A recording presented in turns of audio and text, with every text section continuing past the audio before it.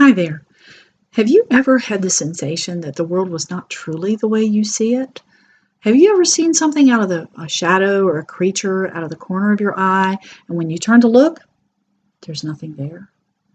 Well, you may be seeing the world the way Clary Frey used to, before she was introduced to the world of the shadow hunters. We meet Clary in Book 1 of the Mortal Instruments series, City of Bones, by Cassandra Clare.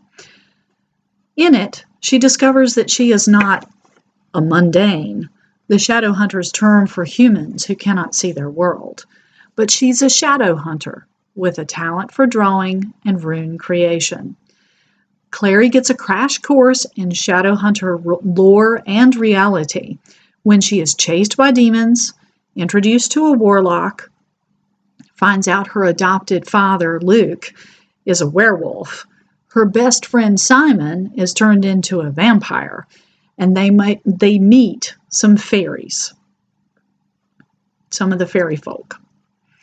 Jace, Alec, and Isabel all try to help Clary understand her newfound sight and talent, as well as the balance between the shadow hunters and downworlders, those werewolves, vampires, and fairies.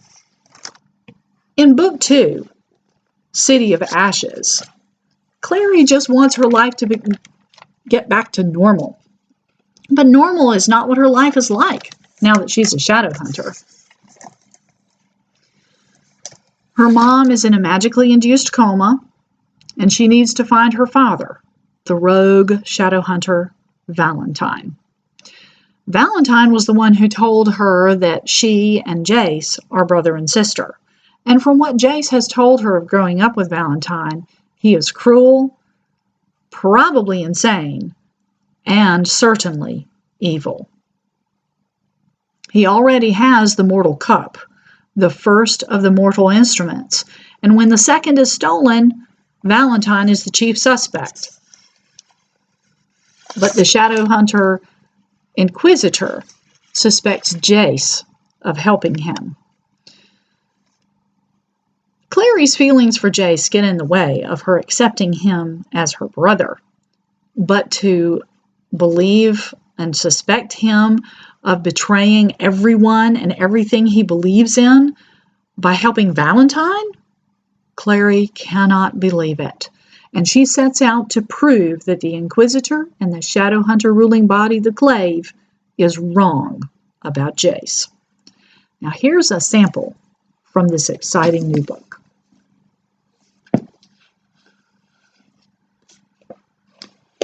"I do hope," said the man, who had taken the cold metal object out of his pocket and was toying with it idly, "that you haven't done anything to him that would render him useless to me. I need his blood, you see."